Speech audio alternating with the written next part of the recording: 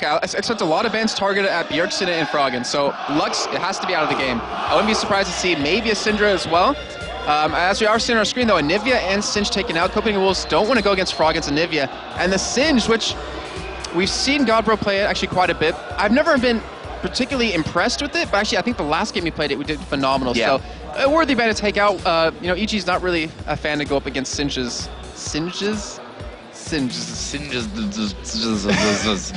But yeah, we saw yesterday the Singe from Godbro, and that's obviously what that ban is against. Elise going to be taken out here by Copenhagen Wolves against Evil Geniuses. Now, you know, Elise is one of those that can pretty much go anywhere on the map. Crepo, we heard talking about Elise as a support. Yeah. There's so many buttons to press. That was his why he likes playing Elise so much.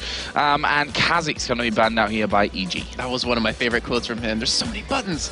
But yeah, he's actually playing pretty good, Elise in the bot lane. Even Thresh banned out against him, so there's 2 targeted bans at him, but we still have a lot of champions open that Bjergsen can play. Got Lux open, Nidalee, Syndra as well. I would expect one of those to get banned out because you don't want to give Bjergsen a comfortable champion, or he can really help carry his team.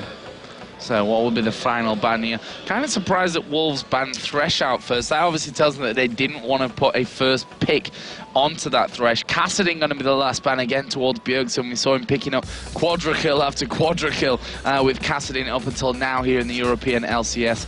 And Copenhagen Wolves then with their first pick. Going to take their time about this one, but as I said, that Thresh ban from them kind of tells me that they've got something very specific planned here for their first choice. And also not to mention they left Lux available and they haven't picked it up as their first champion. So it seems like they're trying to bait Zed, yeah. They're trying to bait EG into something, taking away that Zed. It looks like if they do lock it in from Wicked, it should be a smart play, to be honest. And EG here see that the Jarvan is available. Renekton, which is Wicked's go-to champion here in Season 3, will be locked in there. Not much discussion needed. Yeah, I'm actually curious to see if EG follows up with a Kayle pick like we saw last time with SK. Completely shut down that Zed, and worked out really well for them. But Wolves, with their next 2 picks, they still have Bjergsen available. I mean, I'm surprised. We didn't see Lux picked up from EG either. So it looks like both teams are really hesitant on exactly what they want to go for. And taking away that Jarvan from Svenskeren, who's been playing phenomenal with Jarvan, which is really going to hurt him here. But it looks like he will be sitting on this Xin. And to be honest, it's not a bad champion, but it's kind of fallen out of favor over the past couple of weeks. Well, if you look at the 4 picks here, if that Xin is locked in there, I mean, that's 4 very much go in and get it done champions. Go in and get it done. Yeah. And also, Xin is one of those champions that can knock them away. So if we see Jarvan come in, if Xin is anywhere near, obviously, that Cataclysm, we can knock him out of it and protect whoever he needs to, which makes me think that we might see a high mobility AD carry come out of the test. Probably Ezreal, because it is the test, so let's not forget that. But also, oh, wow, as I say that, he goes for Varus instead. So he's going to need quite a bit of protection here against that Jarvan and that Renekton into the back line. But we still have AP Nidalee available if they want to go for that. But with that Zed, it leads me to believe they want to go for high bursty champions, and it looks like Bjergsen actually will be playing that in the mid lane. Now we'll see then what Evil Geniuses go for this time around. Not going to be a Teemo. I'm knocking on wood. I hope it is. Yeah, it'd be nice. It'd be nice to see it just for a bit of a change here, but definitely, I'd say not going to be the case. 99.9% sure of that one. But obviously we have Misfortune open, which Yellow Pete has been enjoying a lot of recently. Yeah, and he's actually really likes playing that aggressive kind of Misfortune on top of that. Crepo actually has played Alistar against them, and I believe it was week, if I look at my notes, week number 4. And it actually worked out quite well. He's always been a fan of Alistar, but ever since everyone started picking Taric as a support, he kind of started to use it again since it's a really hard counter to him. And it looks like they might be going for an Alistar Graves lane, which we saw Candy Panda last game. Was he 9-0 and 5 or something like that? It was lots and lots. That's basically what he had in his score. Obviously, it was the MVP. Chosen overlane on the analysis desk after that one, and rightly so. Looks like Copenhagen Wolves may add the Lulu into this Varus, which they picked up in the last round of picks. There you can see Deficio explaining his choices behind that one maybe, and trying to figure out exactly what the Wolves are going to go with for their final choice. Obviously there's a Zed in there as well. It could be top or middle lane, so Wolves could again add a top or middle into that as well. To me, it looks like they're going to go for another AD champion, because if you're going to run Zed, he most likely would be in that mid lane. I don't really expect him to go against Renekton, and that would lead you open to just a full AD team against a Jarvan who has an Arma Aura from his standard. So it's going to be really interesting to see if they will go for that. But, I mean, we saw Bjergsen on Zed earlier, played outstanding. I mean, it was just ridiculous. His positioning was always perfect, so I would expect that to go on him, and I don't think Godbro plays any AP champions in that top lane minus Singed, which is banned out. And it's going to be a Shen coming in there in the end for that top lane. So it will be a mid lane Zed, Xin Zhao in the jungle, and Varus. Lulu, what are EG going to finish off with them? We've got that Jarvan for, I mean, we say for the jungle, but we've seen Froggen play Jarvan in the middle lane as well. Wicked most likely going to have that Renekton for the top, and we have the Alistair Graves combo coming out of Yellow Pete and Crepo.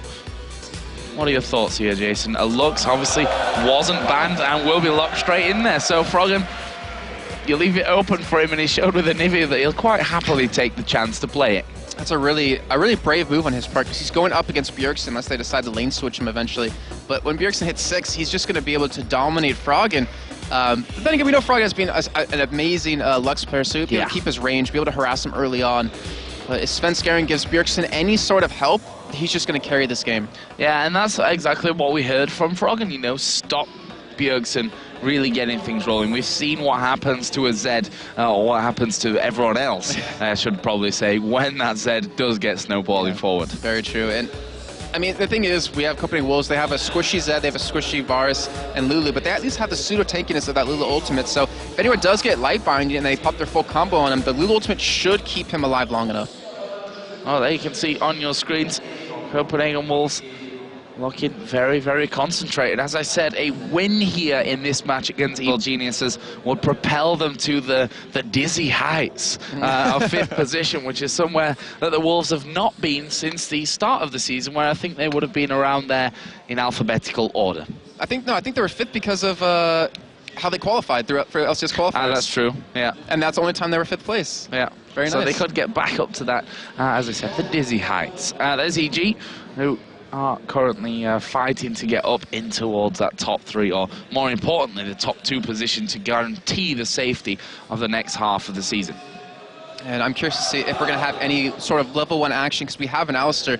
That Q out of him is just so devastating, especially if you follow up with a light binding, then a Renekton stun. They have that potential to really go in and be super aggressive.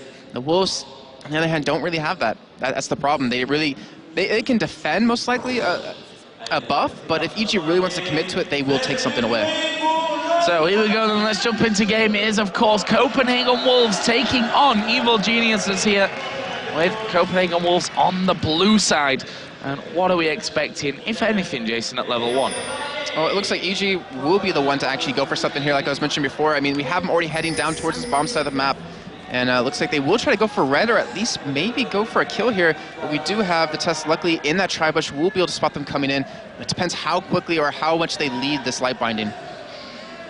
Well, let's see. Alistair going to work in there. Crepo does have that flash available, so that opens up a flash pulverize right at the start. There is the light bind. It's actually going to land onto the Test. He could be in trouble. There is the flash pulverize. Test flashes away, but he's exhausted as well. He is going to go down, and it is the cow that picks up first blood. Evil Genius is perfect play right by them to lead with that light binding. A little bit slow on the reaction to go for it, but in the end they get it anyways. They get Test's flash out. They blow a couple flashes themselves, but you know what? They're going to take that, getting first blood over to Crepo. Not ideal, but you'll take it any day. Yeah, and that's only going to mean more support in a way for Yellow Pete as well. Support that much harder. It's going to be supporting that much harder, more wards, better items earlier on, and that is just the start they were looking for. All 4 men of EG that didn't get the kill picked up the assist as well, which is an important thing. They saw EG thinking about going home, but they've decided to stay around. And you can see the ward coverage already. Pink ward by the Wraith bush, pink ward by the red buff. A ward down in the bottom bush and in that Wraith bush as well. So they've got perfect vision on that side. And there you see, leaving 2 Wraiths behind to prevent the reset of the camp. And the problem with that first one ended up doing for Copenhagen Wolves is that the Test has to be so passive now. He cannot overextend when there's an Alistair and a Jarvan who could just combo you and CC you to hell and pick up another kill, as we do have them finally heading down towards that bottom lane. We did have the Wolves smart play by Svenskeren to actually invade and take away that red buff, and we'll see if he actually decides to make a play off of it. Yeah, but as you can see, EG left behind the small lizards there at that red buff as well. So it's not going to be until Svenskeren comes onto that bottom side of the map that he sees and then finishes that one off, which is going to delay the spawning of that one as well. So overall, a very solid level 1 here again from Evil Genius, as we talked about it earlier on in the day about how much they like to study level 1 and try and counter what the team they're playing against traditionally does in the early stages. And all that hard work proved right, or just worked out for them. Getting that first play, give them a nice advantage into this game as see Bjergsen taking a lot of damage already in the middle. And I'm curious to see if Froggen is actually running AD runes yet again, like he did on his Anivia earlier, to really pressure his opponent in lane. Just go for that early bit of action and hopefully an early kill. Well, he started off with the cloth armor, 3 health pots and 2 mana pots in there as well, so obviously wants to stay safe as he can in that early stage. Zed and Shen both running those red elixirs right at the start of it, which we saw actually in the last game, what a difference it can make, that extra boost in health before you die. Oh yeah, it definitely can. And now Xin actually is spotted in his jungle, and I would be surprised to see EG go for an engage on the bottom lane. You have Alistair who's level 2, and knowing Xin is there, you'll be able to engage, get a little bit of harass down and back out in time if you need to, but looks like instead they're gonna just be passive. I see that Froggen, I mean, we know him obviously for his Anivia play the most, but we've seen how devastating he can be with Lux as well, and I still think before Bjergsen certainly hit 6, and probably even after that as well, once the lasers start coming out, he needs to be very, very careful as we see the Ignite being put down there. Bjergsen turns it around, Froggen losing a lot of health, he levels up as it's ticking away, and the shield comes out. Froggen, my god, that level up saving him completely. Comes Snoopy though. Yeah, Snoopy coming in from the side. He has a flash available, but can he get it onto Bjergsen? Bjergsen actually does have a flash as well. Said obviously a slippy character to lockdown doesn't happen. And just wow, Froggen throwing out that E just to kill the minions, just enough to hit that level 4 where he ended up taking his shield, where he most certainly would have died in the end. But still, that was a great turnaround by Bjergsen. That damage he put out was just ridiculous, and that has to get some sort of fear in Froggen's eyes. Yeah, I definitely think so. It's a dangerous situation to be thanking the gods that he leveled up at that precise moment there to keep him alive, and threw that shield on himself straight afterwards as well. Really interesting start there in that middle lane, and it's going to give Zed a CS lead here once Froggen does come back into lane, and there we have a pause. It seems to be something with Froggen's PC, which hopefully will be sorted out here. Apparently his audio's not, or his mic's not working right now, so they can't really hear him when he's talking, which is kind of a big deal. You kind of need to get that fixed. He's like, guys, I'm dying. Oh wait, it's all right, I'm good. But nobody heard him. Which didn't matter because he survived, and that's the important part. So apparently it's fixed. Froggen has indeed plugged his microphone into the PC now, so we should be all good. I hear that helps when trying to talk, is having that plugged in. But still, I mean, little pauses like this can really throw off your game.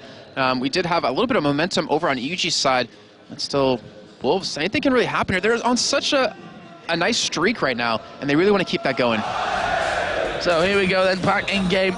Let's see how things are across the board. To be honest, the CS is pretty even. Obviously, Alistair there, 1,300 to 900 gold. That's what he's got, obviously, from that first blood. It's allowed him a little bit more in terms of wards and what have you coming in there. There was a pink ward put down by Deficio in the side of the bush there, just so they can weed out this ward. That's going to be money wasted for Krepo.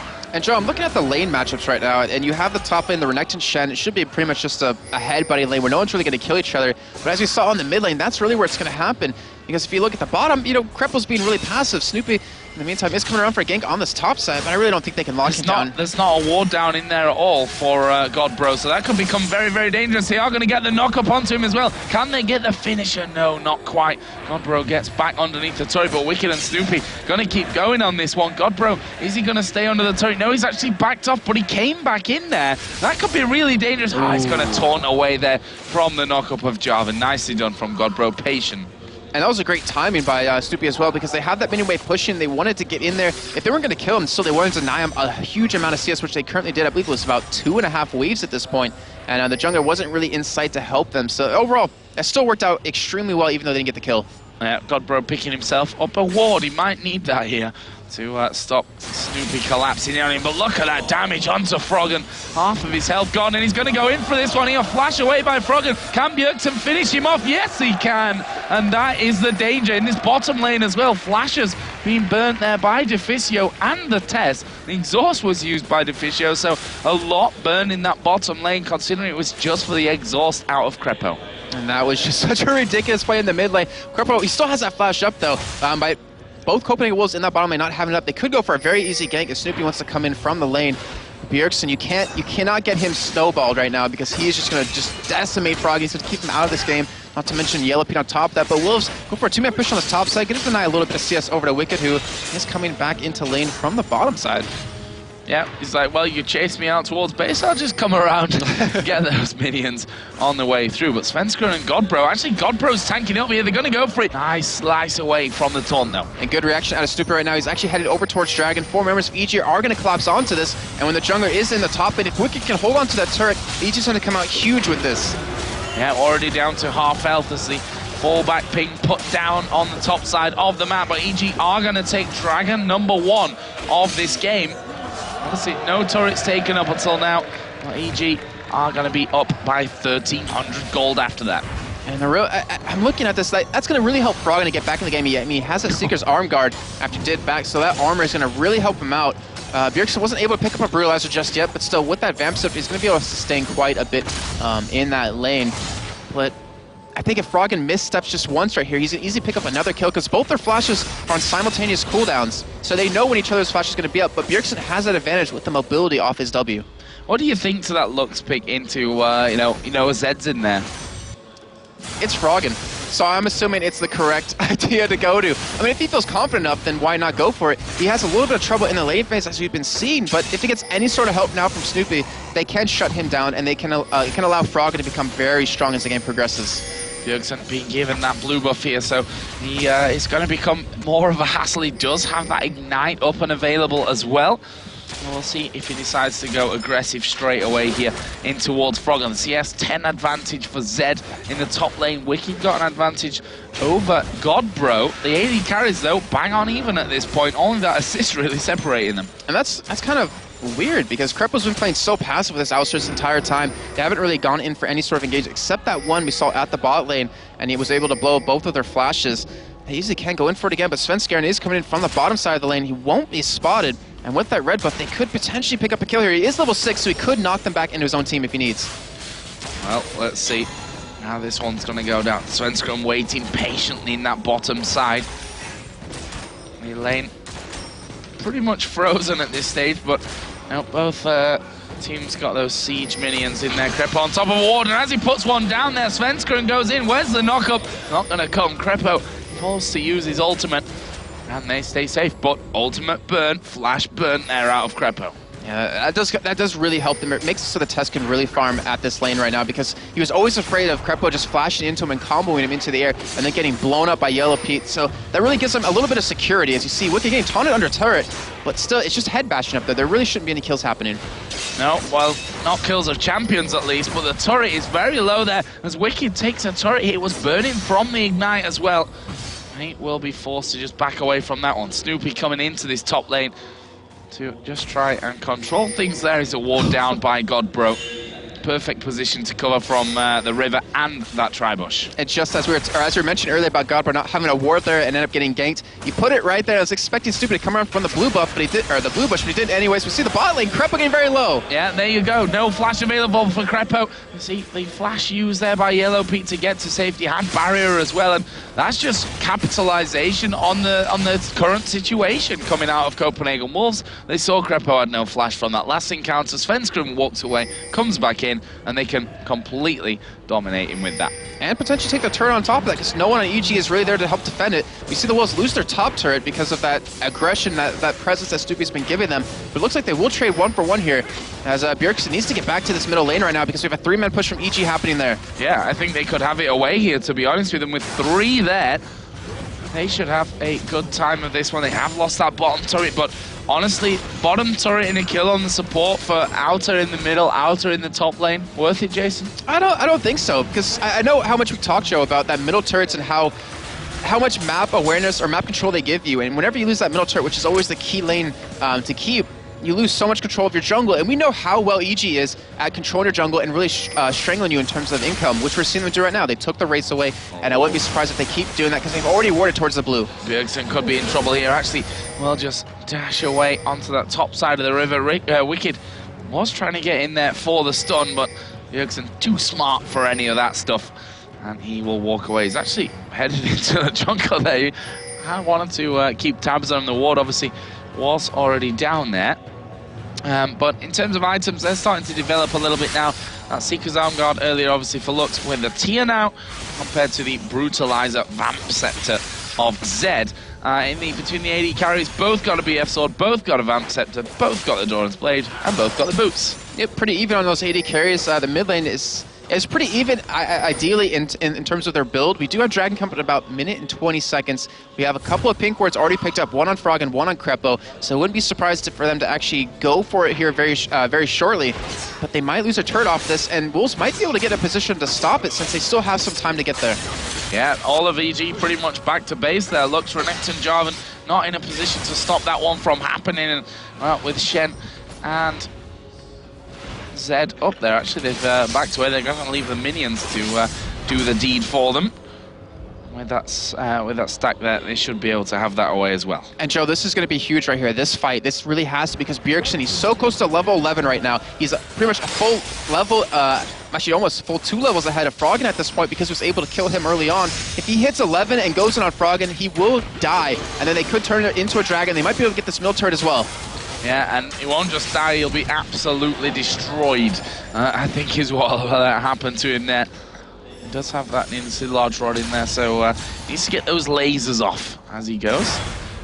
Wicked and Godbro just having a bit of an exchange in the top, and Godbro doing a good job of just pushing up that lane.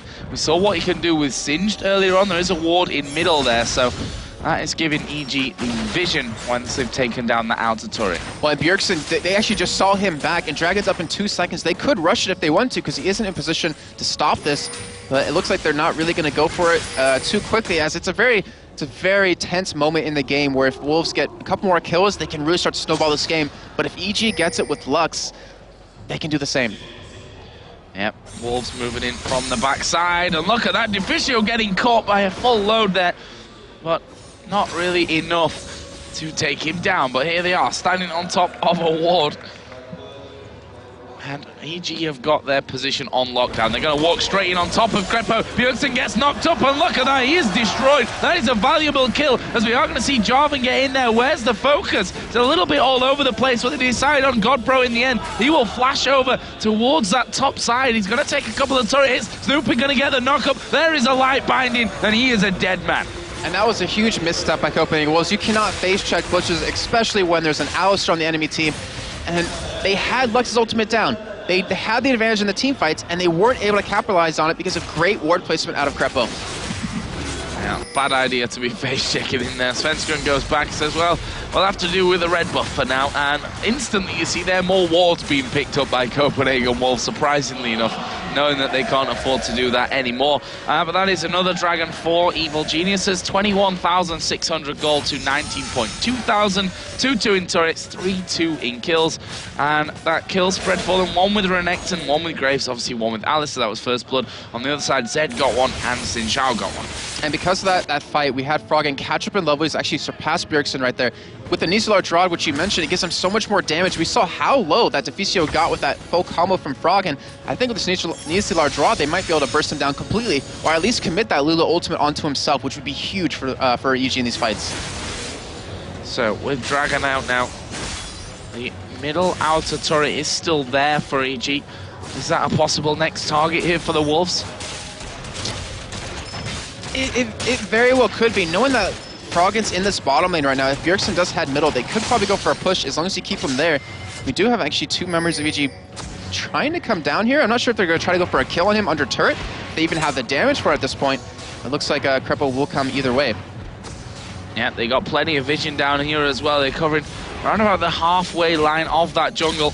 They've got vision completely along the line, and like you said, not sure that Froggen and Crepo between them would have the damage there to take out a Shen, who has that giant spell, a Doran shield, and the chain vest in there at this point.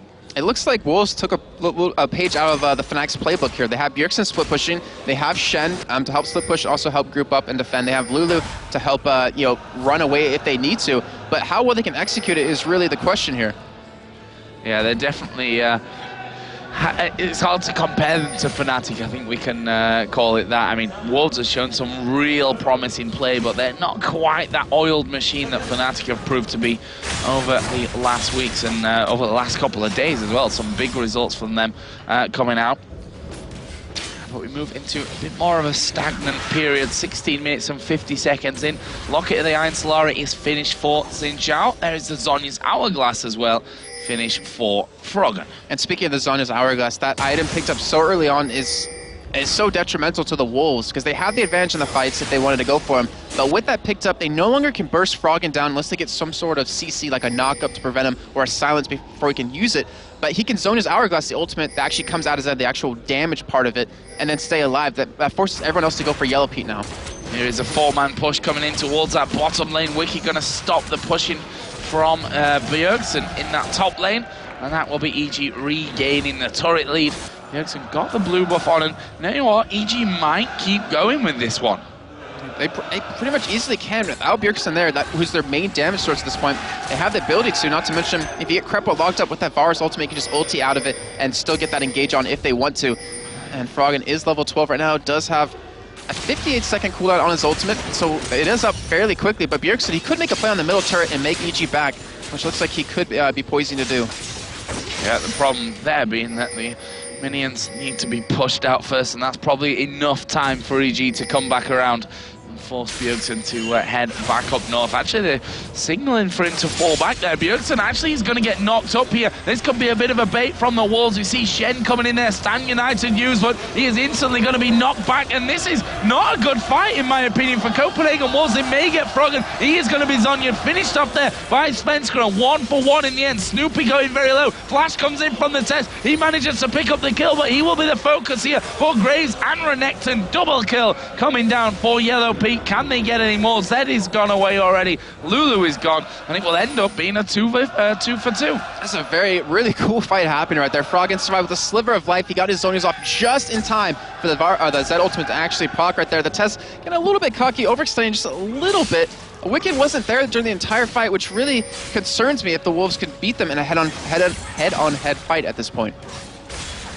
Well, Wicked has gone back down to this bottom lane now, and Bjergsen definitely can't underestimate him at this point. I mean, he's got a level on Wicked at burst potential high, but you know, Blade of the Ruined King plus a Giant's Belt in there for Wicked. I mean, if he'd have been the whole time in that fight, he could have had a very different outcome. I think, yeah, I agree with you. I think it definitely would have been. It would have been quite a different outcome for EG.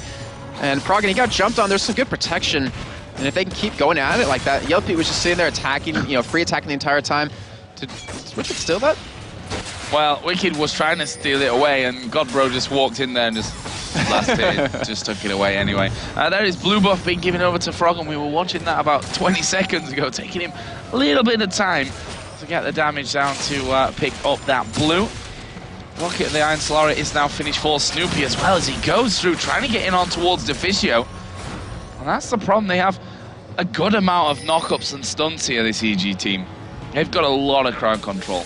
Yeah, they do, and it's all dependent on Krepo if he can land it perfectly. I mean, if he gets a knock-up on a 3 or 4 members, it's just as good as landing a Cataclysm on a 3 or 4 members. You really create a nice opportunity.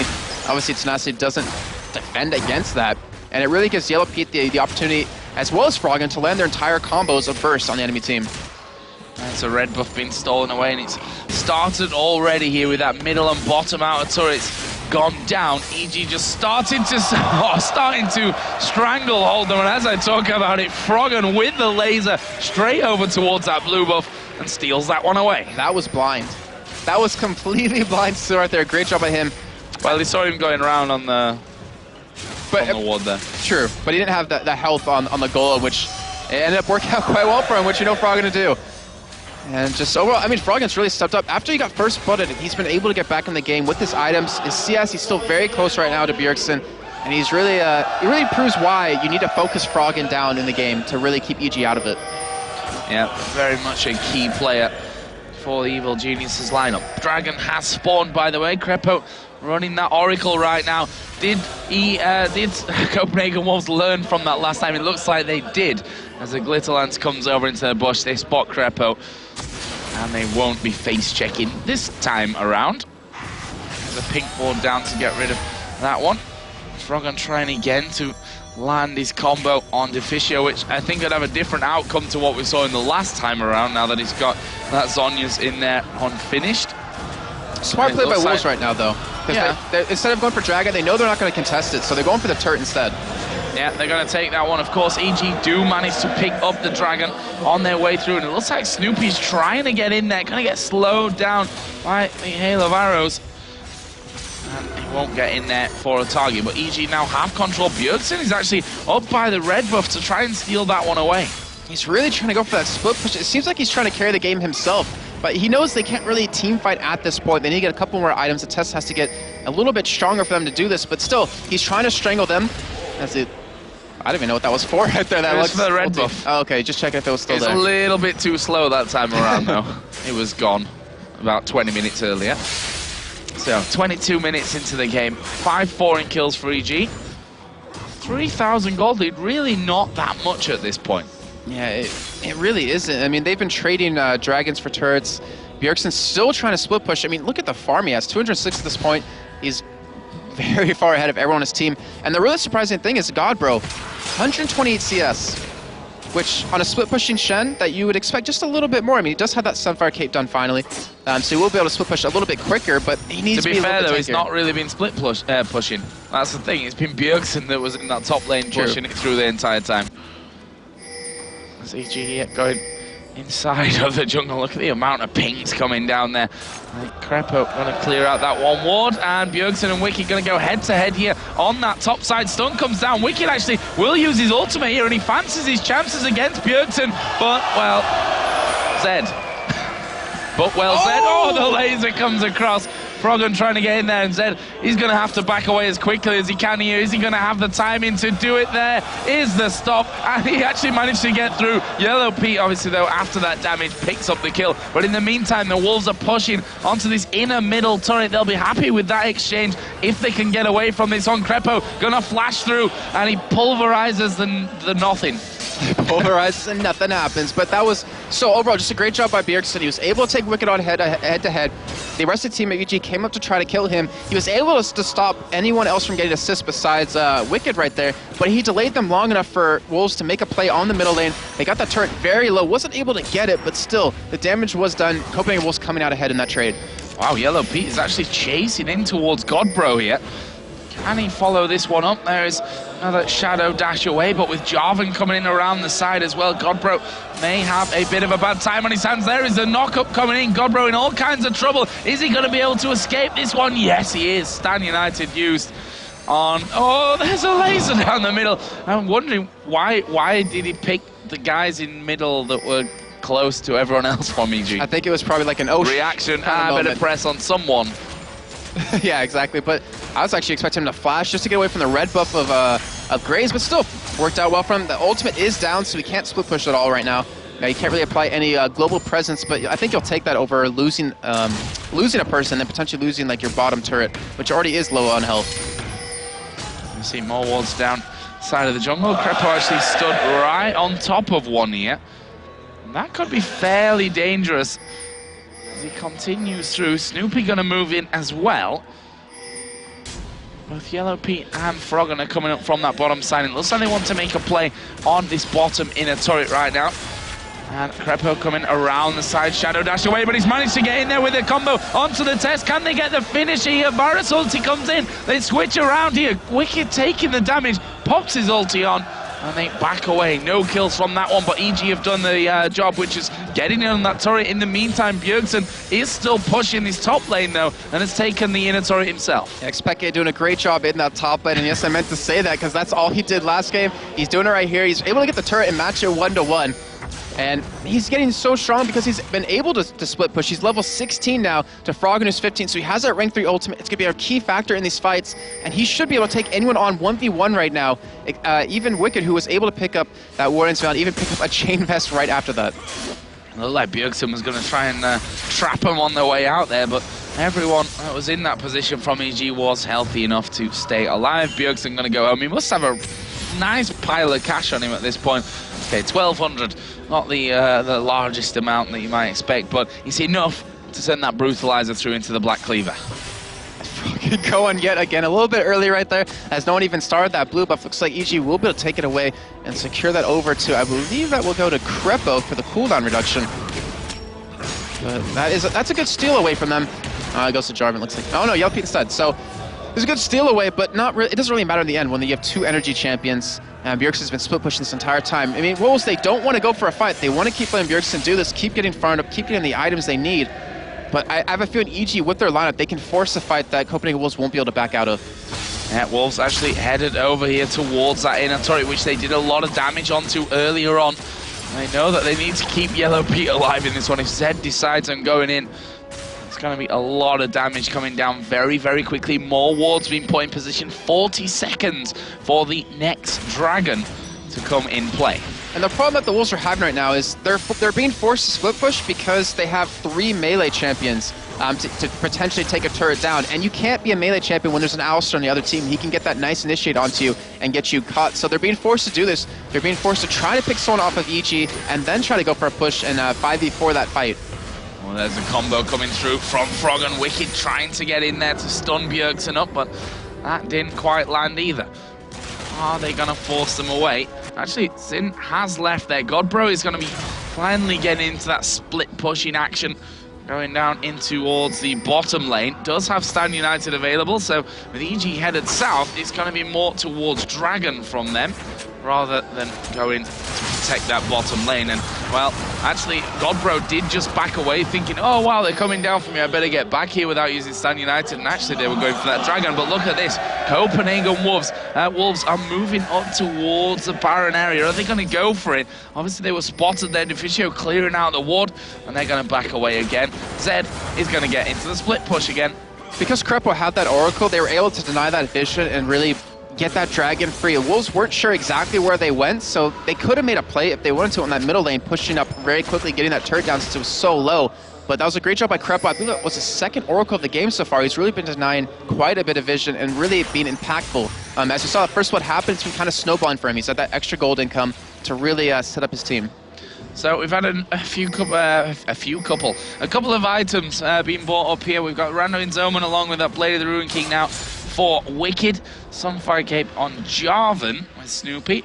Rabadon's Death Cap added in for Lux as well. On the other side, though, we also have the Aegis being finished off there by Sin as Bjergsen waits here for Wicked to make a move out. Actually, Crepo is off to the side, but is he going to be able to come in quick enough to save Wicked? There is the ultimate put down. Bjergsen going to get exhausted. Can he get light binded up? No, the laser will miss as well. They're going to throw everything at Bjergsen here. Shen coming up. There's a Cataclysm. He will actually taunt himself out of that one, but Bjergsen might not be so lucky. Good pulverize coming down. Actually, Godbro did manage to take out Wicked in the end, and he's going to dash off towards middle. In the meantime, Copenhagen Wolves going for an inhibitor turret here. They need to make a good decision on this. Do they stay or do they go?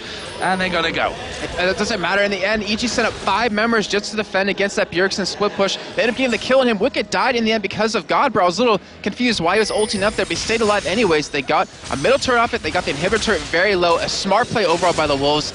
And this game is not over at all.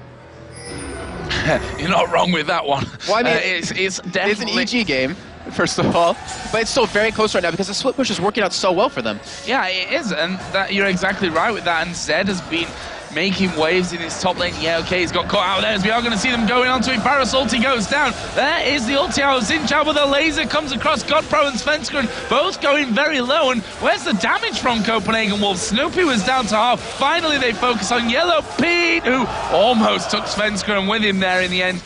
But almost is not good enough, and that's a 1-for-0. Dangerous dive coming in from EG that costs them. Yeah, that was such a ballsy play out of Wolves in general, just to engage upon that. I didn't really expect EG to continue to go for it, but they pick up that kill. Bjergsen was very close to being up, but they didn't care anyways. So now we have, we're 31 minutes into the game, Joe.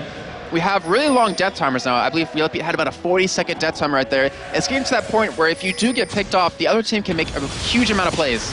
Oh, there's a laser coming in here as well. Grepo might be in trouble. Bjergsen actually going to go down towards Frog, and Godpro actually going to be stuck in there as the Zhonya's is used, and the Cataclysm comes down. But here comes the test from the side. He's managed to get away as Jarvan dies. Wicked going low, but they don't follow in from that one. And that's another 1-for-0. Bjergsen, how did he get out of that one alive? And I just want to point out from that last fight, the test killed Yellow Pete and got a 500 gold bounty. Wow, that's a really good point to mention, because that's a lot of gold he needed to get back in this game. And I really want to know, did Bjergsen eat his Wheaties today? Because he has been playing phenomenal in this game. He stayed alive with a sliver of health, was able to escape, and now apply pressure onto this bottom turret. Every time he ults in on Froggen, he's forcing him to use that Zhonya's, which makes him vulnerable, because you have to use it before that timer runs out. And if you're in a bad position when you have to use it, you're going to die from the Zed ultimate, or you're going to die from the team being right on top of you when you got the Zhonya's. Yeah, and I wrote this on Twitter earlier that Wolves are looking impressive, and they're showing another great performance here from this one, as we see Varus goes back home, picked himself up the Infinity Edge, and we are, by the way, bang level on gold. 32 minutes in, 8-7 in kills in favor of the Wolves, 6-5 in turrets in favor of the Wolves.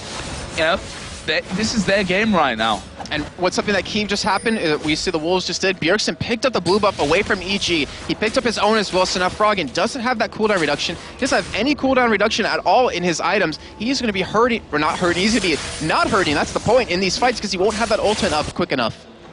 Well, it'll be hurting, but only once, I think, is the problem. Rather than maybe more times if he had that cooldown reduction coming in. Just seen Bjergsen push that top lane out. Middle lane going to be pushed through here as well. What are EG going to go for? Bjergsen has just picked up a last Whisper. He'll be added into the Black Cleaver and Blade of the Ruined King that he already has. Shen, Randuin's Omen, Sunfire Cape, I mentioned already, the Locket, and the Aegis for Xin Zhao. Overall, you know, the plays that they've been putting together here, Copenhagen Wolves, they're worthy of a 5th spot. Yeah, I mean, even higher than that potentially, because they're taking on a number 4 team, but was pretty much the 2nd team in Europe over in Season 2. And the split push, I was really skeptical about it at first, but it's been working out just perfectly for him. We do have EG though. They're going for a 5-man push, no, a 4-man as Krepo finally does join in with a 5-man push onto this mid turret, and they could lose Inhibitor. Here comes Cataclysm, but Varus turns around. He's got Wild Growth on him, but he's caught in there. He's going to go down to Froggen. They can't afford this to happen here, Copenhagen Wolves, but nonetheless a good move from EG. They're going to put the pressure on towards that Inhibitor turret. Bjergsen is still going, but this Inhibitor is going to go down. Godbro is trying to push the bomb. EG are going to keep going for this one. We are going to see Godbro come back. Bjergsen is going to keep going. And Svenskeren dives in there. There's Stan United coming in. He's going to be pulverized. The taunt comes across, but they've already lost one Nexus turret here. Can they hold on to the second one? They turn it around. Snoopy going very, very low. Can they get in there to finish this one off to Fischio? Going to get the slowdown. Svenskeren dives in towards Krepo. There's the knock-up. Taunt comes in onto Wicked as well. They're trying their best to run away. Krepo uses the flash to gain some ground there, and they keep going. They keep dashing in there. But here's the laser turning it around. Godbro going to die, and now Svenskeren in trouble as Snoopy turns it around, and this is going to be surely a death for Bjergsen. He doesn't get a kill either on his way, and Yellow Pete just about surviving it there, right in the end of things. That's 2 men down. EG are still very low here. I don't expect them to go in yet. They're going to turn around and run for it. What a crazy battle of action right there. We saw Bjergsen's pushing that top lane, but they realized, crap, we have to get back. They're pushing our Nexus. They can't easily take it away. They were able to get the top inhibitor turret, and Bjergsen, when he did back, unfortunately didn't have home guard boots. He might have been able to get up there to pick up a kill or two, but as you're seeing right now, EG going for Baron, and this should be a free Baron, but it looks like the Test and Svenskeren are coming around to kind of contest it here.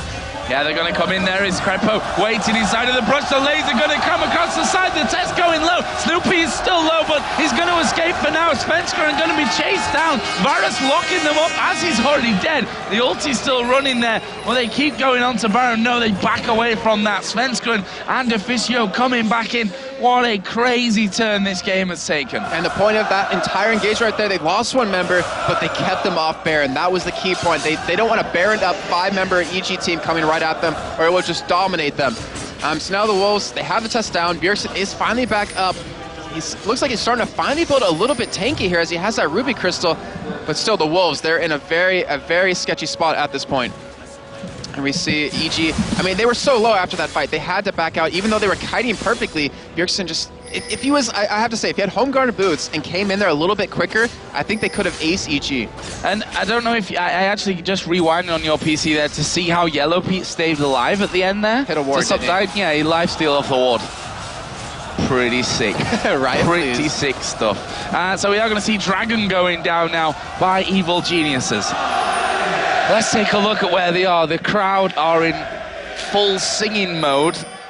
It's the guys with the big head versing. They're leading the chance here inside the Zenith Arena. Well, this turning out to be an absolutely brilliant game. As that blue buff going to be gifted over to Froggen. Now he's in the process of breaking things down on where we stand.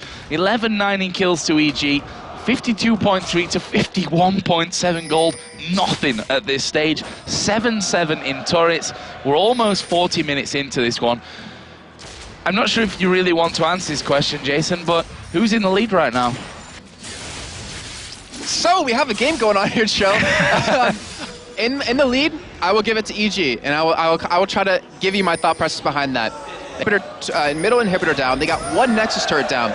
If Bjergsen ever goes to split push, they can barrel down that mid lane as long as they keep the top lane pushed out, barrel down the mid lane, and finish the game. So they pretty much denied that split push capability out of Bjergsen until that inhibitor comes back up. And that's really going to create a lot of problems for Wolves because that's what's been working so well for them this entire game.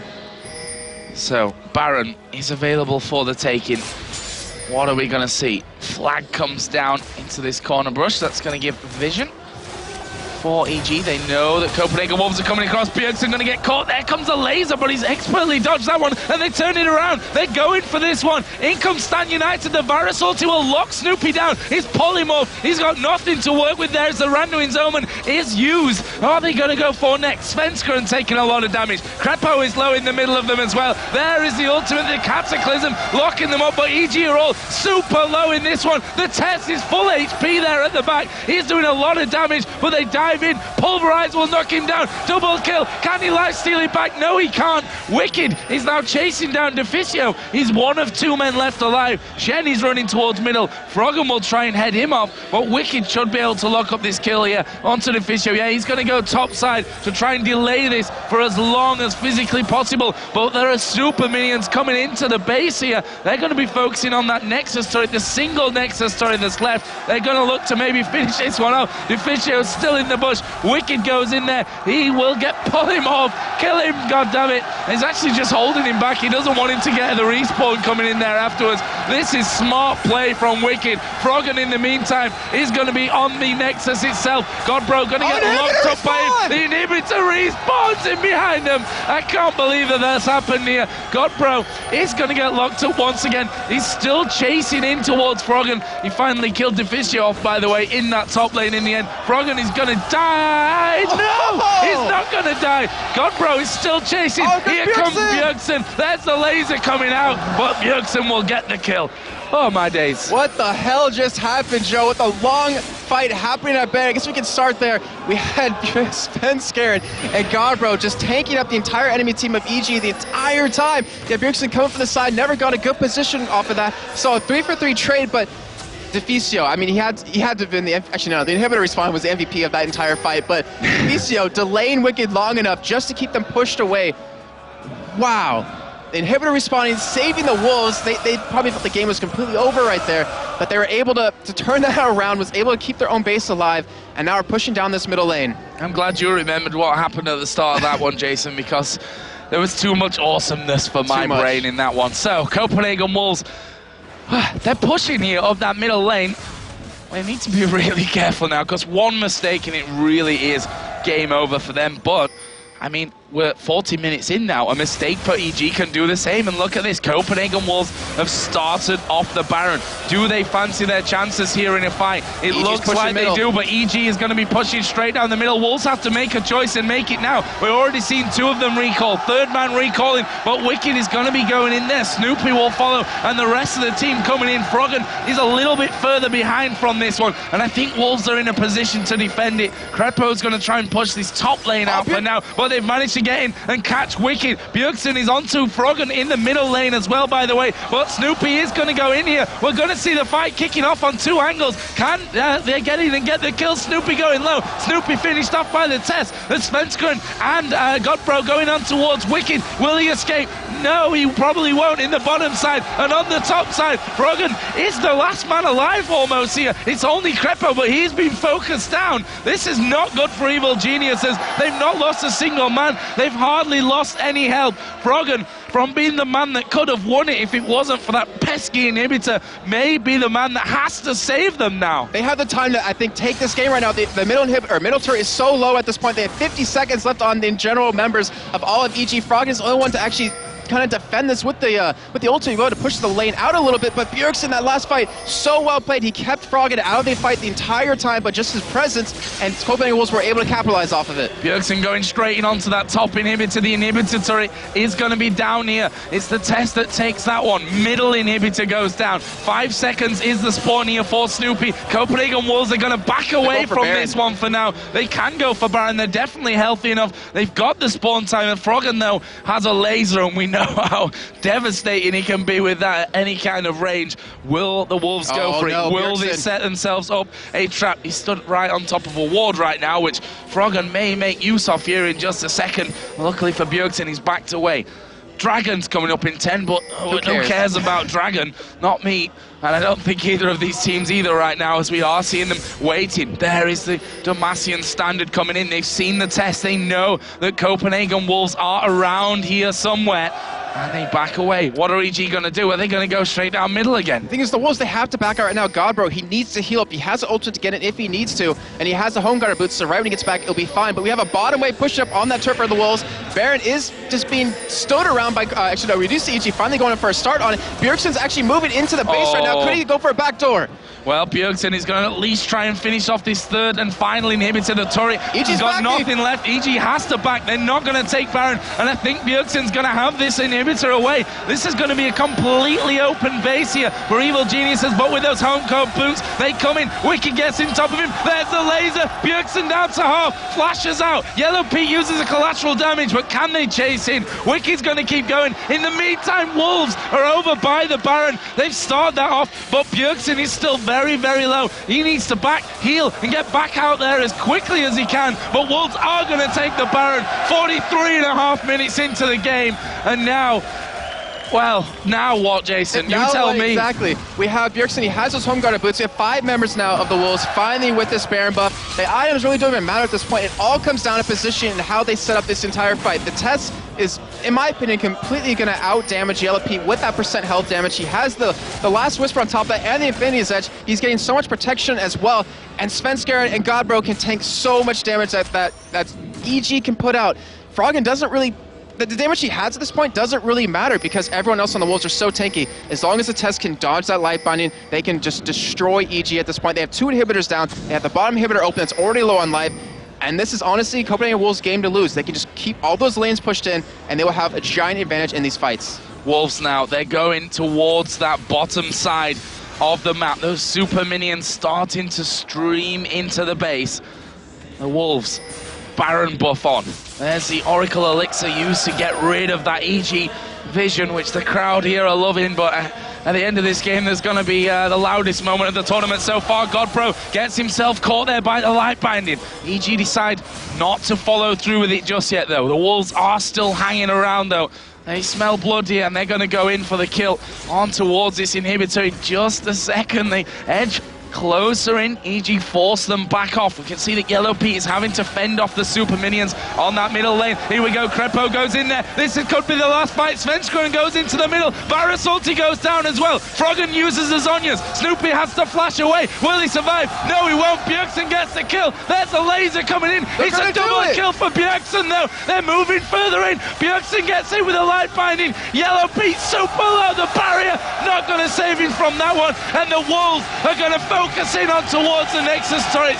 First one goes down, second one will fall, and the Nexus itself goes down. I cannot believe this game. The Wolves take down Evil Geniuses and move into 5th in the table. Jesus. And showing that they deserve that 5th spot on top of that. Such a phenomenal game overall. Bjergsen was the star of that game until it progressed. We saw the test just taking them out one by one. So much damage on him. And the Wolves, they earned that spot right there. They earned place number 6, or number 5. Number 5, they can as well have the spot number 1 for my liking there. That was a brilliant, brilliant game. You can see hugs being exchanged, and it doesn't matter how the game happens. When it goes down that way, it's a good game for everyone, even if you end up losing it. So, with all that said and done, we're going to go over to the analysis what desk once again, where Jack and Hosan are waiting. And holy crap, look at that. So rarely, Hosan, do you see both teams coming out into the stage immediately just because they want to talk about the game? Often. It's like the game was really awesome, and like I can't even describe it. Just look at how excited Wicked is, even after the loss. Like, they're smiling on their faces because they know how awesome this game was. Like, in front of these fans too, 3,000 just screaming French fans and Lille here. This was definitely the best game we've had of the weekend. Yeah. It's hard to put these kind of games into perspective in the all-time grades, but this is a standing ovation already. So you just have to watch it. You just have to watch the game if you didn't. Copenhagen Wolves, they're now 6-2 since starting the season 0-9. So I mean, are they now like a force to be reckoned with in the LCS despite being 8th place team? I mean, you're competing really in the standings directly with them. What do you think? They are really dangerous. The thing is, we lost against them. They are dangerous. Everyone has to be careful about them. After Bjergsen came back, it's like totally different team. Right. And we were talking in that game, even just the fact that Bjergsen picked Zed, Froggen on Lux, wasn't the regular threat he was because he had to build Ninja Tab. He built in that early Seeker's Arm Guard. He had the Zhonya's Hourglass way before he had the ability power, and we never saw those Froggen just insta-jibs that we saw normally. Yeah, and that was the first blood with 3 flashes as well. They get behind and they still pulled it off and just won. Man, so this game had so many turning points, it's going to be tough to kind of go back in the replays to show us what happened, but if we can go to this replay now, this is kind of where the game really started to get interesting. So we're 33 minutes, 30 seconds in, and Hosan, you notice Bjergsen and Shen, we're split pushing at this juncture. So what's going through Evil Genius's mind here? Like, why do they decide to go all in? I think they just wanted the inhibitor, or maybe even end. They weren't sure. They thought that they will just back off. They cut the Tess without flash, so they could just easily kill him. Like, still, there they could back, they wouldn't lose anything. Right. They could take this, and they thought that they will just back. Yeah, so like at this point though... Yeah, Bjergsen will take a turret, and then Negodro will just harass it, but it's still match. So was this the right call for EG to go all in, or was it just the right call for Copenhagen? I think they should go all in. They take the turret, they take an inhibitor. Right, because... While they're pushing, they're just taking turrets, 2 at once. But they're taking the mine turret, which is much more important. And here's Svenskern, like, delays them so much with his ultimate. There's Negodro flash, there's the Fissio with his ultimate. I think? No, maybe not. But still, like, all the slows, all the CC. Because they didn't have quite enough to finish off the game. And Snooper was so low that they just didn't want to go. But the thing is, here, Froggen is just gonna catch 2 people jumping on Wicked. Like there, There's so much damage on this combo with Graves and Lux that they just keep dying out of nowhere. Here, Yellow Pit actually lifesteals on a ward and survives. That's really awesome. Yeah, I mean, that fight in itself was crazy, but interestingly enough, that wasn't the craziest fight we had in the game. There was one thing that we actually aren't even going to do a replay of. I'm just going to get you talking on it for a second, though, because it was the 37-minute kind of inhibitor respawn stuff with Froggen backdooring, almost trying to get the inhibitor respawned on him. That was after the Baron fight. Like, what do you think? You've been in some crazy games yourself. You guys had a base race last week. Yeah. How do you possibly communicate at that stage of the game amongst yourselves? I think we just try to be louder than the other one. If you just think you're right and he's not, you just loudly shout what you think. And the thing is that I think Renekton should just back off from the Fissio, push, and they would win. Maybe if he went with Froggen and just pushed simply, instead of like going with the Fissio, and then they were even playing in the bush. They didn't kill them, so they were just running like for fun. Yeah, because they chased down Lulu so much, and what's Lulu going to do to stop them necessarily when they're at the Nexus? He couldn't really like do much, and he just ran next to him because the crowd was kind of loud at this time. Oh my God! So we have our second replay ready. It'll be just the fight that probably lost the game, unfortunately, for Evil Geniuses. They were 3v4 at about 40 minutes and 45 seconds. If we can go into this replay here. And talk me through like why Evil Geniuses decided to go in on this one. They thought that they can easily take Tess out with Wicked, Snoopy and Pete, but the thing is that he casted ulti and flash while Jarvan was doing his combo. They just killed Jarvan out of nowhere, and it just followed up. Like, now Wicked is getting low, here is the Bjergsen killing yellow Pete. Like, it's just Zed. You can describe it, it's just broken. Right, so you're saying it was really just the disposition of Evil Geniuses at the time. They got a little bit outplayed in that fight, and it was too late at that point to come back, right? Yeah, it was a little mispositioned because of the Bjergs on their backs, but it was really good fight by Tess, that he saw the flag, he flashed out and ulted at the same time. He got the Jarvan, they killed the Jarvan, they followed up on Graves and Renekton, and they just cleaned up everything. I think it went 4-4-0. And they took 2 inhibs for free.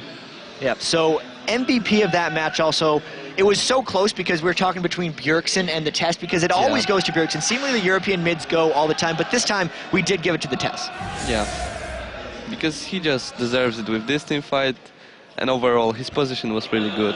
Even though they had Lux, Jarvan and Renekton, and even Alistar, he still managed to survive so much. There was just this one fight when he didn't have flash, so he couldn't do much.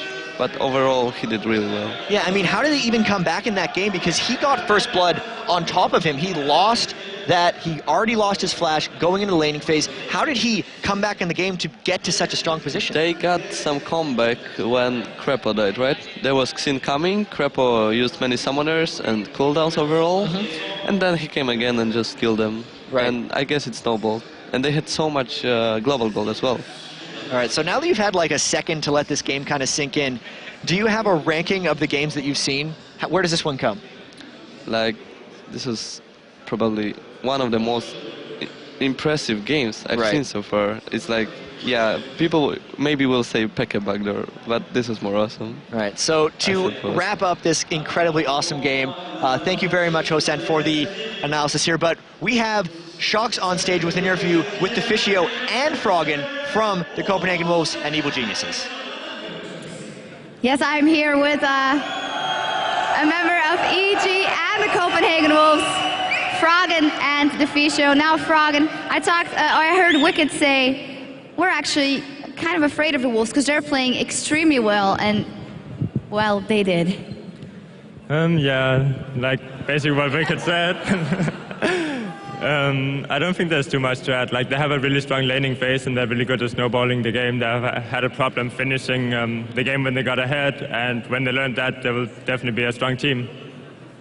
Problem finishing? It's not totally out of your system yet, is it? No, we were very, very nervous actually in the end, especially for the last fight when we had Baron. Like, if we lose this fight, they win the game. If we win the fight, we win the game. So it was kind of nervous. And the second time I had that conversation with you about the throwing and the winning. But Froggen, very anticipated matchup, Bjergsen versus you. It came down to Zed versus Lux. Walk us through that. Basically, it's just a matchup where Lux have to hide behind the turret and not die to Zed.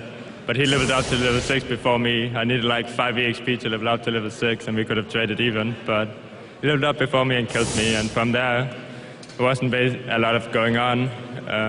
We just tried to take all the dragons, try to team fight. That's also why we picked Lux. Worked out. Same question for the both of you. First off, Deficio, where did you win it, or where did they throw it?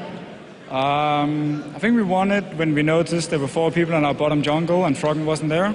And we managed to get an engage on, I think it was Wicked or Snoopy, and simply just chased it down. Froggen got zoned out of the fight, and yeah, we pretty much just 4v5'd it and took 2 inhibitors off it. Froggen? I think I just died before that, so I came from base, and Crippo actually walked to the wrong side, so we were 3 in the bottom jungle and 1 in the top jungle, and me coming from base, so we were split all over, and we basically couldn't fight that fight. Too bad you lost, but it was still a great esports moment here. We'll give each other a handshake once again. So beautiful to see. A lot of respect for these guys. Give it up. Okay. Thank you very much, the two of you, for the great show. We're going to go into a short break, and after the break, it's going to be Fnatic versus Giants, and we're also going to have Ocelot and the analysis desk, so don't go anywhere.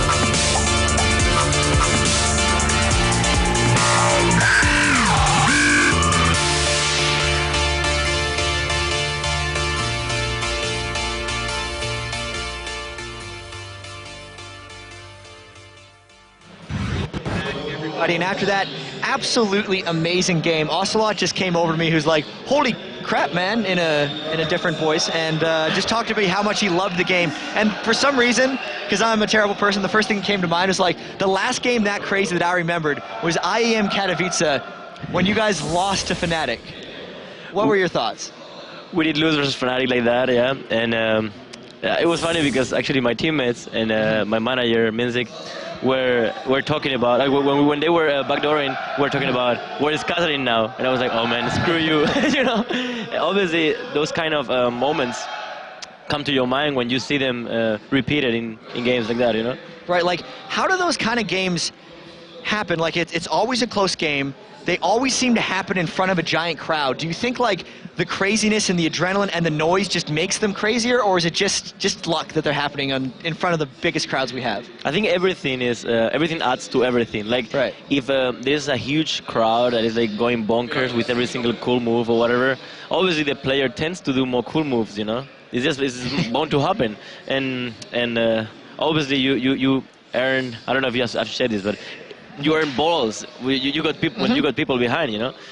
And knowing that you kill one inhibitor when they are doing whatever will make the crowd go crazy, then you're gonna probably try it, you know. So a lot of things are gonna happen because of the crowd. Yeah, it's awesome to be in the environments like this, and I know you feed off of the crowd almost more than any of the other pros I see. The first European event I went to was like ECC Poland back in June of last year. Oh. It's like I could hear you way up because we weren't even on the stage. I could hear you screaming, like coming into it. I know, and people love it actually. Like people ask me actually, do you force it, or actually I don't. You know, it's just a matter of like when you're in game, you're under a lot of tension, and you obviously got this passion, you know, and you tend to yell when something good or bad happens, you know, especially good. And people love it, man. And I love the feedback from the people, and what can I say, man? They are just yelling, oh, oh, oh, this is just crazy, man. The crowd is just crazy. I love it. Yeah. And this is actually the first time I've personally had you on the desk, so I want to pick your brain a little bit. Actually, yeah. Yeah. This is the first time we've been together on here. Number one fan, man. Well, thank you very much. I like your passion and your mid-lane. No, you have to say no. I'm your number one fan too, Ocelot, but it's fine. I got to be unbiased. I know. I can't be like, I love this guy. It's fine. I was kidding. But SK, I've been talking about your stats this entire time, like your team stats. Nif is like #1 in assists. Candy Panda is #1 KDA, and it's not like you guys are top entirely of the standings, so you just have high KDAs because you've won every game and you're never dying. Like, there's something in your team's play style that's making those things happen. The other stat that you have as well is percentage kill participation. Like, your whole team is right near the top of the standings with that. I think it's not a casualty, you know. So those stats are not something that are just random. Yeah. So I think they mean a lot. They mean that we like to do stuff as 5. We like to fight a lot. Our team fights are pretty strong. Everybody collaborates when the teammate is behind. That's what it means, you know. That's why we are most likely everybody in the team has so many assists at the end of the game, because we actually are part of every single kill. Right. So especially now, you coming in as a mid laner, you're often the ones that kind of makes the plays, and you've been playing mid lane since the game started. I remember like season 1 you're a mid laner, season 2 you're a mid laner. Now in season 3, like, could you identify what the biggest change is with the season 3 mid lane for you? Like, what's been the biggest trend that's developed? All right, so I think this is actually a question that requires a long answer, okay? Because all right, we got time, right? We got time. Give me a long answer. So I think that season 1 was a little bit random, you could say, okay? Okay. Everything was not thought. People just went with Gragas top and stuff like that. You know? had like AD carries mid sometimes. Yeah, like it was really everywhere. random because people actually didn't know, you know, the meta and stuff. Obviously, they were so much behind. Imagine you could go 1 year before, you will win everything. Okay. You just have the knowledge before, yeah. Absolutely. So season 1 was a little bit random. Season 2, I could say, was the most boring time for me. Okay. It didn't fit me at all.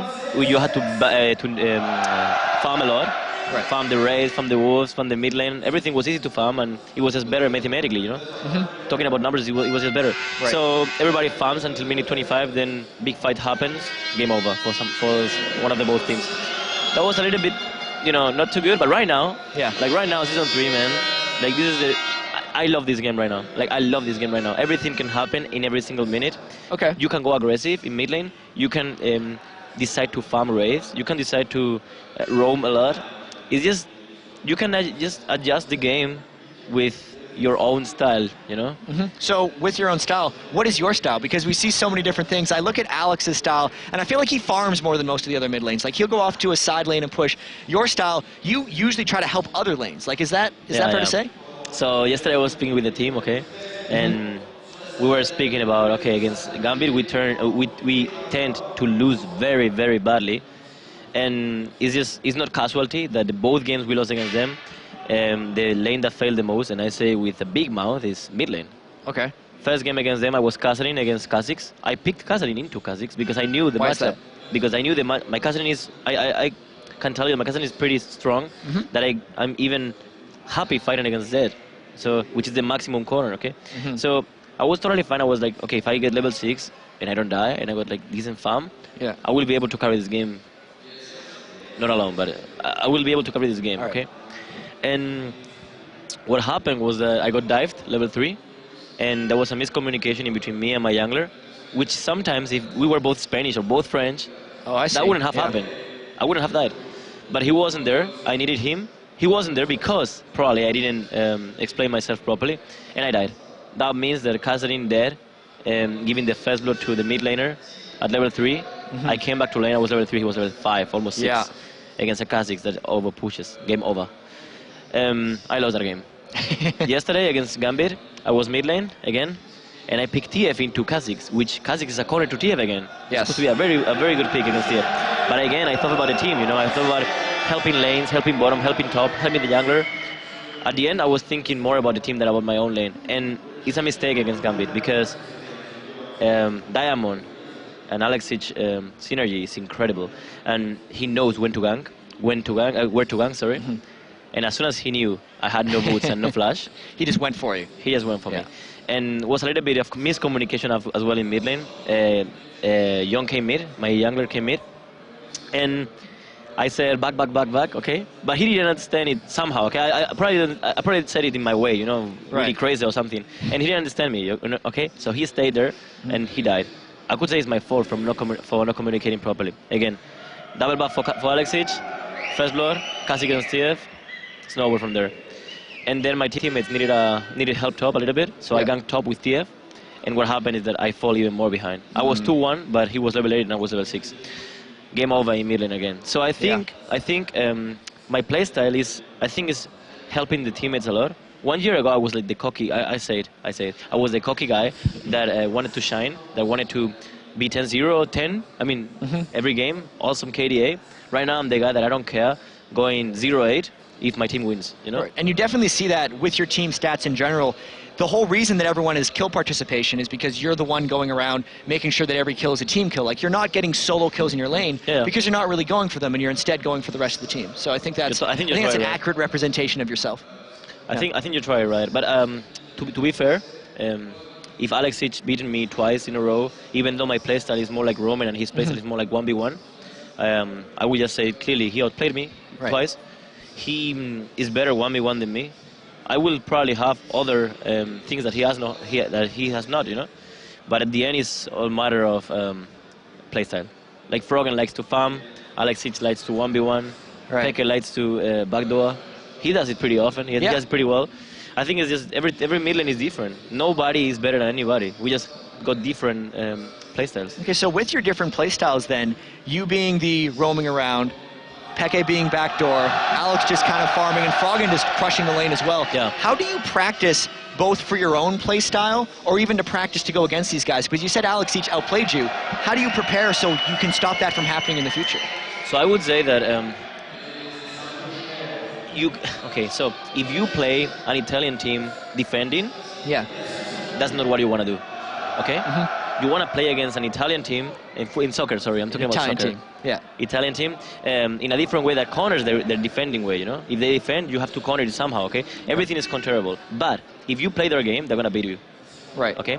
So if I play the game of 1v1 in Alexic, I'm gonna probably fail it because he's playing that kind of playstyle during 2 years. Okay. My kind of playstyle is more like roaming and stuff.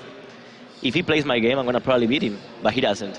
So what happens is, probably I'm bound to lose the mid lane against M5, but all the lanes are going to be better at the end. Okay. So we have to capitalize on that and get advantage out of it.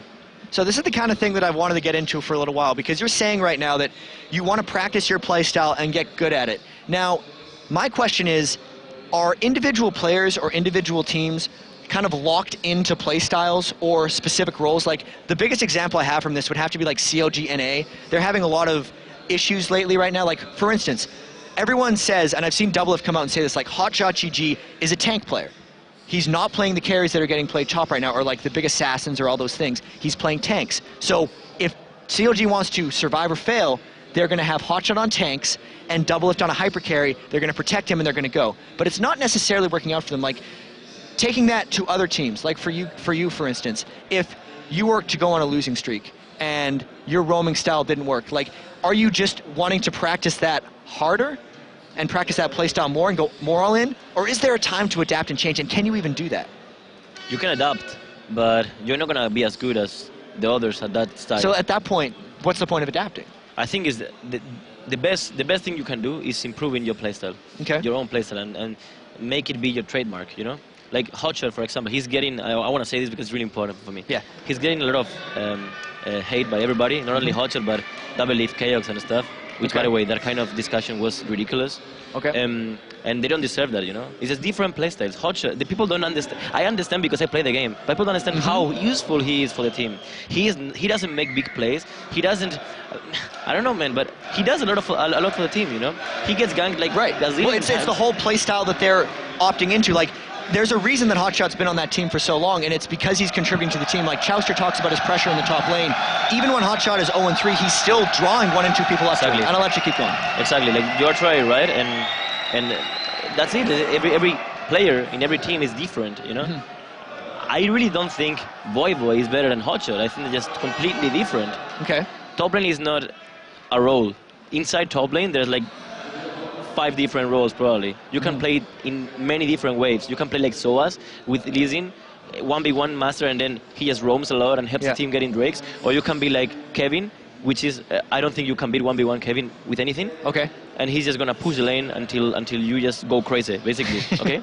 Got it. And then you got Hotshot, who drives the attention into him. He taunts them into him. And all the lanes are most likely, or have to be most likely better.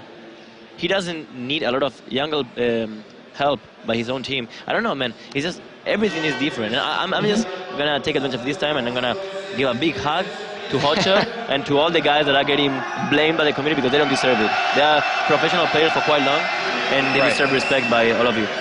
All right, that's, you know, thanks for that, because there had been a lot of drama, at least. There was the Twitter feuds, there's the craziness, there's the substitution situations, and I know, like, for instance, SK has had a fair amount of roster turmoil in the past. You've been playing on SK with, I can't remember the whole number, but you probably had 10 or 15 different teammates, right? And it's more like 20 to 25. More like 20 to 25. So you know what it's like to change out teams and teammates. How do you think those guys should be handling it, or how have you handled it in the past when you have new rosters, or when you have to make a change, or when you're checking out a sub?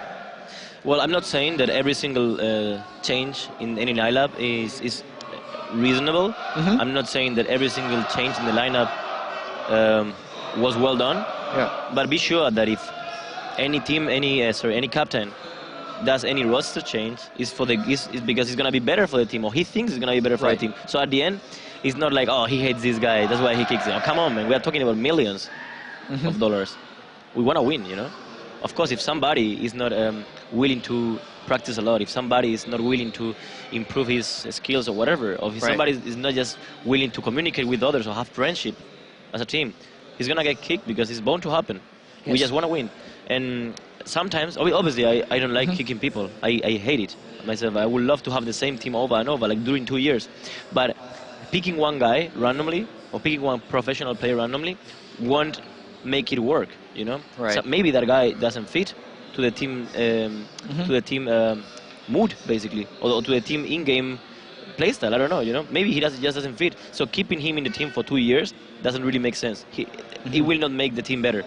Yeah, and sometimes it's even just a case of getting rid of one player can motivate the rest of the team to do well, because it kind of makes everyone realize they have to take kind of a second gander at their stuff, start playing better, and really just move that in. So I want to foray also into a communication discussion, because going way back in our conversation, you're talking about how you had some miscommunications in the team, but I'm gonna tell my own tiny little story. But back when I was playing on Dignitas, right?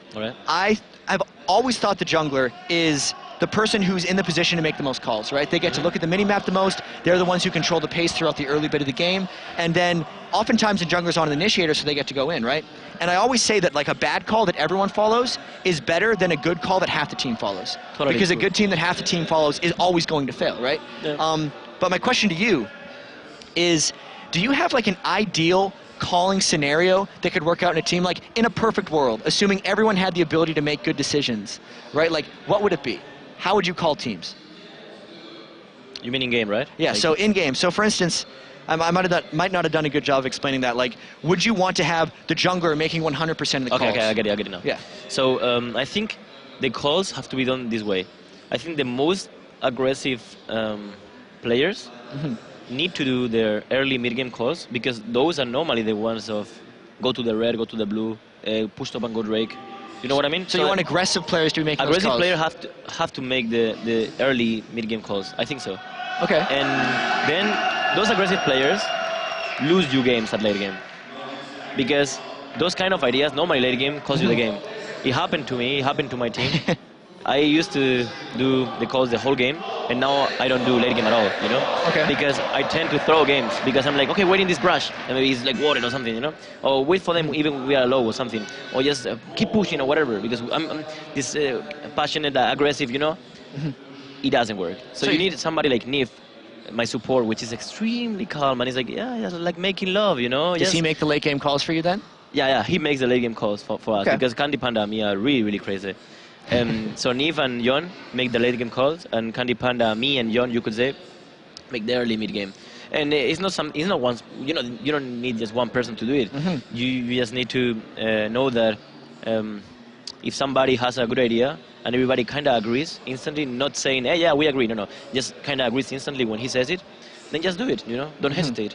If we say go in, if one guy says go in, everybody will go in. Right. Because if he goes alone, it's gonna be lost for sure. So how do you stop yourself from getting into trouble then if like one person says go in? Do you have team discussions in between what's happening? Like, I almost feel like, at least in the late game, do you have the one guy who is the say? Because in the chaotic game that like we just saw 10 or 15 minutes ago, everyone is going to be making calls, and oftentimes the communication comes down to whoever screams the loudest. Like that clearly can't be the best way. How would you like ideally handle those crazy situations? I think you're right with the loudest one will basically have the reason in that call, you know?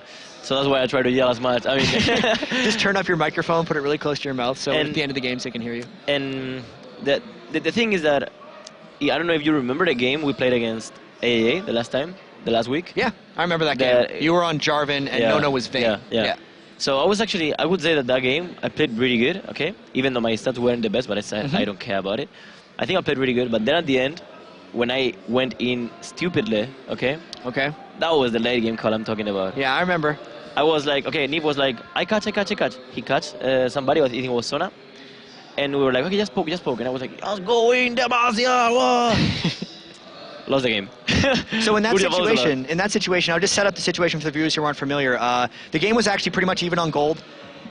You guys essentially were down, but if you held that push, you would be able to maybe come back in the game, because you were down 2 inhibitors, you were at the left tower on the blue side of the base. We're really, really screwed. Right? But if we could have come back in. Right. It was behind, but if you somehow won that fight, you'd be able to go in. And then you went in far before the rest of the team, as you're saying. You died in the end of the game. So in that communication, you said Nif said he had to catch on Sona, and then you went in too far. Like, how would you make that call? Like, does Nif have to tell you to go in or not because he's more of a passive player, or do you just have to communicate it better, or just make better personal judgment? I'm Jarvan. I should be the one going in, because we had Elise jungle and she's not a tank. Right. We had top lane Rumble and he's not a tank either. So I have to go in. I was full tank, and that decision is mine. If I go in like I went. Okay. Like, so in that situation, the person who has to make the call is the person that has the initiation power, and then the team just has to trust in that. you could say that, yeah. Okay. You could say that, because sometimes the own tank can actually he reads the situation and maybe says this is not a good moment. But maybe the AP player, me, I see myself with all the cooldowns and flash and stuff, and I say just go in, just crazy. But that doesn't help, you know. He has to be the guy that goes in. All right, so there's the communication all kind of wrapped up. It's so much like, so for instance, Fnatic, they seem to have very chaotic communication. Yeah.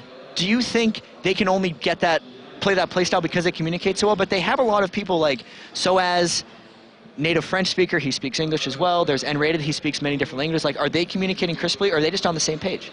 I think they're on the same page because Fnatic started split pushing when CLG started stalling. Okay. With Lux, Anivia, and stuff. You remember in season 2? Back in season 2? Yeah. So they started split pushing because of that, and they realized that split pushing worked against every single team. So they said, okay, I'm gonna play just like this against every single team, and they have been playing like that all the time, and they got so much better at it. They are the best at split pushing. It's like I don't know if you watched this movie of the Gorgonites, but they're like Gorgonites. They're just running. They never fight. Okay, and that's basically it. They got so much better at split pushing, and they just play against everybody like that, and it works. Yeah, another word for that would probably be like guerrilla warfare. You just have an undermanned army that they win wars by not actually fighting battles. Exactly, right? exactly. Yeah.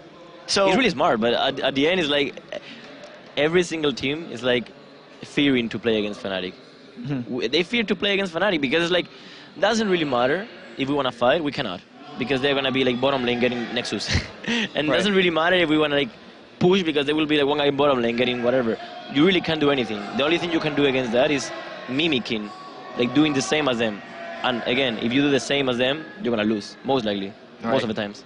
So thank you very much, Ocelot, for this quick discussion. Now, we have a slight delay. There is a slight issue with the Giants computers. So Fnatic is in the game, but we're just waiting on fixing that stuff up. We are going to go to a quick break here, and then we'll get the update for you guys when we come back, when the next game's going to start. We're 5 games in here on LCS Sunday here in Lille, France. We got 2 to go, so we'll see you guys soon.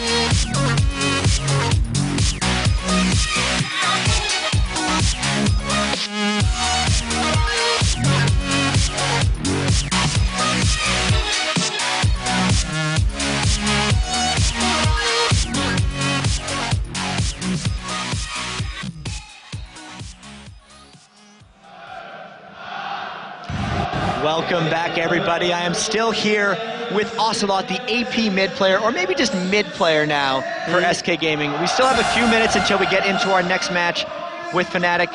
Slight computer problems for Giants, but I want to pick your brain a little bit more on AP mid in particular, or even how I could get better at AP mid, or even just the people in general, right? I'm going to start right from the very beginning of these games. Like, first off, how do you know what to pick in mid, and do you have to counterpick a lot? Okay, so if I was, I will talk. Yeah, so I'll give you I will explain it perfectly. Okay. Okay. I'll let you so go. people can actually understand. If I was Alexic, which I like to 1v1 the opponent and stuff, I would always prefer to pick a hero, pick a hero after his hero. Right, because you want to counterpick since you're in the lane with them so much in the first place. Imagine they pick Catherine before me. Right. So I want to second pick Zed and beat him 1v1. So what are the things that you... So someone does pick Catherine. What do you pick to counter it?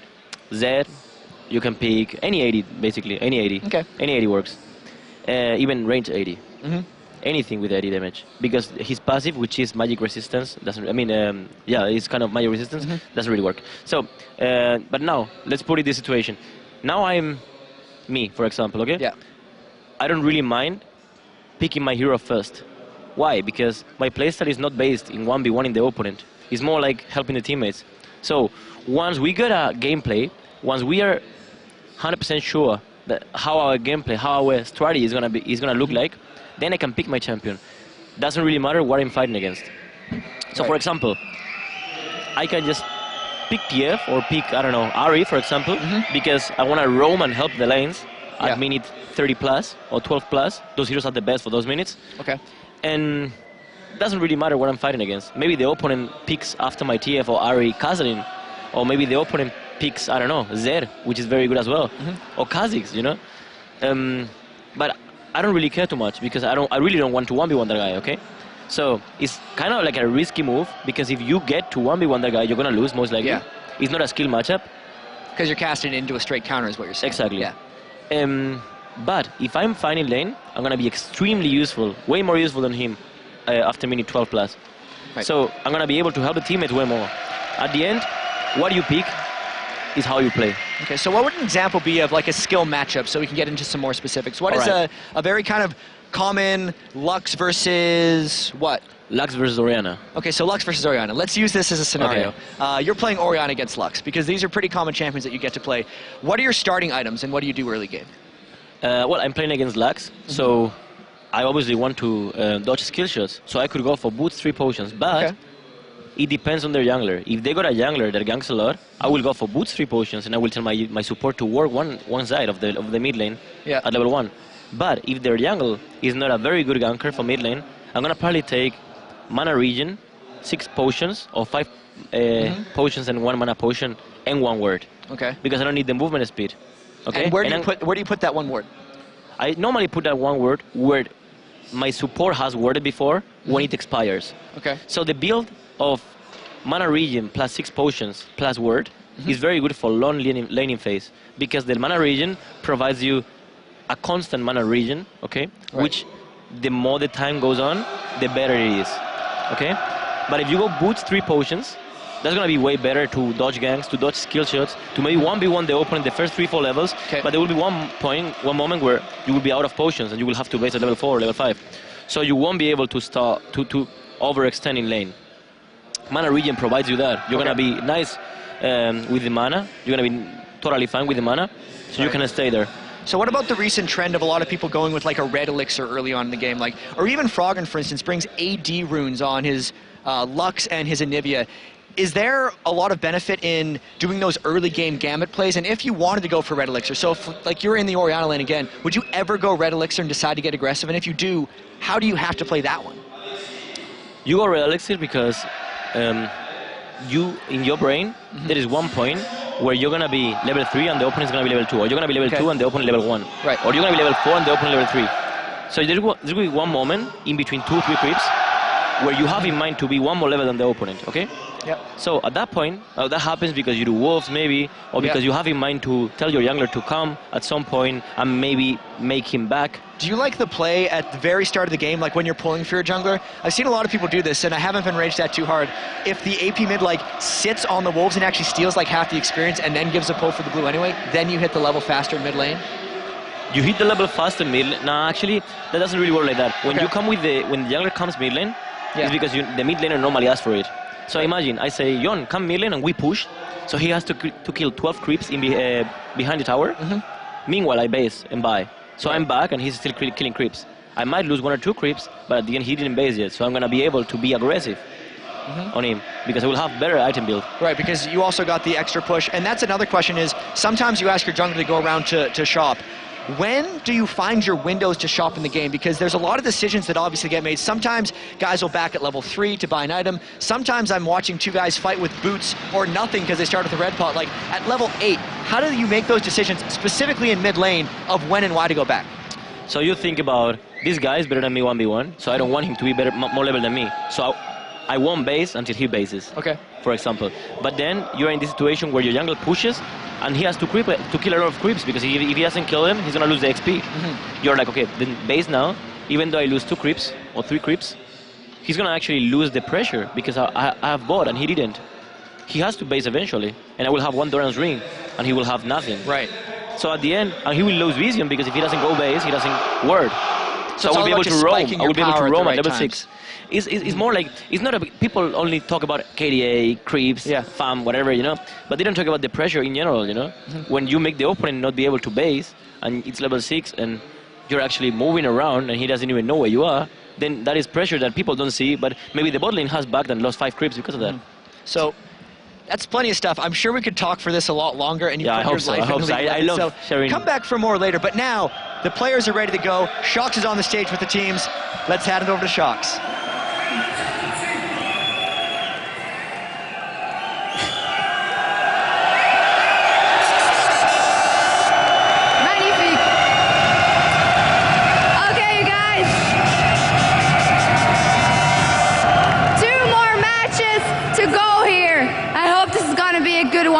First off, in the blue corner, the Season 1 champions, it's Fnatic!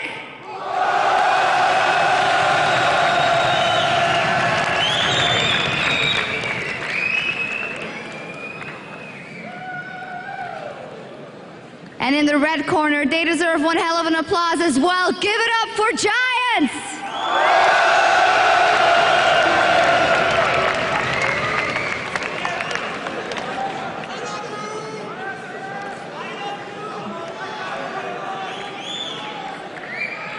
I think I speak for all of us here if I want this match to be just as good as the previous one. So let's get over to our casters and watch all the action. Thanks a lot, Shox. And joining me this time around is Jack once again. Jack, if this one is anything like the last game, I am in for a heart attack. Yeah, I'm pretty sure you would die if it happened again. Your voice would actually break, and we would no longer have a play-by-play caster. I'd cast with Jason. It was the pressure behind my eyes. They were almost like dropping on the desk at the end of that one. Really amazing game. But we move on to Fnatic versus Giants. Talk us first of all here through the Fnatic lineup and what we can expect from them. Yeah, especially this weekend, I'm really starting to realize how Fnatic split pushes, and specifically how Soaz and XPeke just roam around in the right situations. They always create pressure. They're always getting into the right times. It was a little bit like what Copenhagen Wolves did in that last game, but much more refined. Yeah, and their opponents in this one, Giants, they're not having a good time of things this time. They are now bottom of the table. Yeah, and Giants need to diversify, and they need to work on their communication. Against Fnatic, if you don't have communication, you are done for. I just had that long conversation with Ocelot. Hopefully, they can get the right calls to be made at the right time through all the noise that we have in the stadium.